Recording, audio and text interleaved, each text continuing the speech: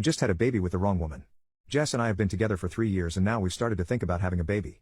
She said it was her lifelong dream to be a mother and wanted to be able to be a stay-at-home mom for at least 2 years before working again.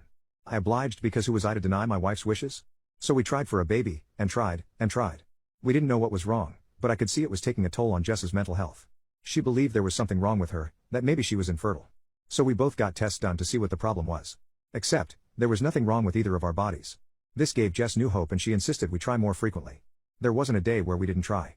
Now as a man, I know I should be happy to be having intimacy this much, but holding Jess during aftercare every single time made me realize I didn't want this at all.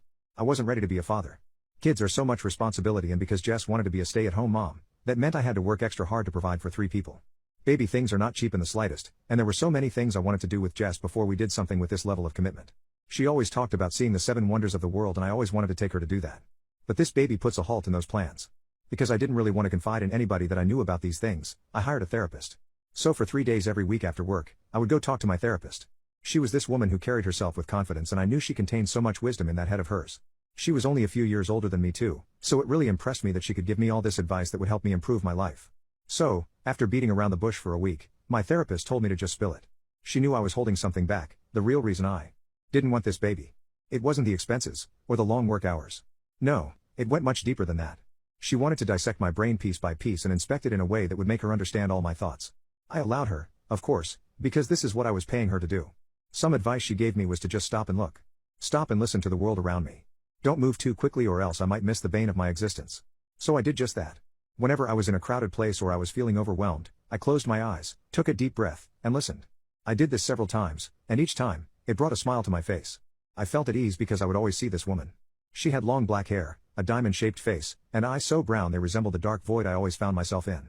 Just seeing her smile melted my heart. Hell, it could have the ability to melt any cold heart out there. Seeing her was like seeing art displayed in a museum where you're so captivated by it you just stop and stare to admire every single perfection and every little flaw. Seeing her so often made me realize this mysterious woman wasn't so mysterious. Because she had black hair and a diamond face, I chalked it up to it being Jess. But upon closer inspection, I realized it was actually my ex Rachel. I panicked, but when that happened, I was told to stop and look, but that would mean I had to see Rachel, which would cause me to panic. It was a loop cycle. At my next appointment, I told my therapist of my dilemma and she said that's why I can't have this baby with Jess. I'm still attached to Rachel. That's when I realized I wasn't over Rachel as I thought I was, because whenever I looked at anything, I would get random flashes of Rachel with the exact thing I was looking at. I dreaded going home now, wondering what would cause me to slip up, or if I had to tell Jess about it. I never could, not when she was so happy that she was ovulating and we had intimacy, which resulted in her finally getting the baby she wanted. For 9 months, I would have to keep this secret to myself because there was just no way I would tell a pregnant Jess that I was thinking about another woman when we were getting ready to be a family. The guilt never subsided as the months went on, and everything got worse 8 months in. I had decided to skip my therapy session after work one day. I was still in therapy because I needed someone to tell my problems to, since Jess wasn't an option, not just because I didn't want to see how she would react, but because she was pregnant and had to deal with her own problems. So, I go to a random bar nowhere near where I live, hoping that an iced drink would help me clear my thoughts. Except when I went up to the bartender, I think I stopped to listen because the woman's face from before appeared in front of me. There was that same warm smile and eyes that were the windows to my soul, leaving me entranced. There was something different this time, though. This time, she spoke. "Hi, how can I help you?" she asked. I blinked, and realized I was actually face to face with Rachel. I kind of stared at her like a fish out of water and she laughed. "Don't be so surprised to see me, Ben," she said. There was no doubt about it. That was Rachel, as I live and breathe. My Rachel. I apologized and ordered my drink. It was a slow night at the bar, so she took the opportunity to sit with me and talk. We reminisced about our time together and talked about what our lives look like now. She's single, but living with her best friend in an apartment she was more than happy to give me the address to. She was radiating and refreshing to see. It wasn't until I blabbed that my wife was having a baby that she suddenly needed to get back to work.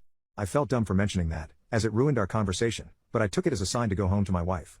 I tried my best not to visit Rachel after finding out where she worked, but I didn't try hard enough and I found myself skipping my therapy sessions to be with her. Eventually, we exchanged phone numbers, but I tried not to text her too often because I knew my wife wasn't going to be happy about it. A month later, my wife gave birth, but I wasn't experiencing the joys and miracles of childbirth. Instead, doubt lied deep in me and a bundle of anxiety kept creeping in my stomach. This wasn't right, none of it. The baby was then put into one of those little beds with all their identification on it. Something took over me at that moment and I found myself snapping a picture of the baby. Then I did something stupid. I went to Rachel's contact and sent her the picture along with the message, "It should have been you."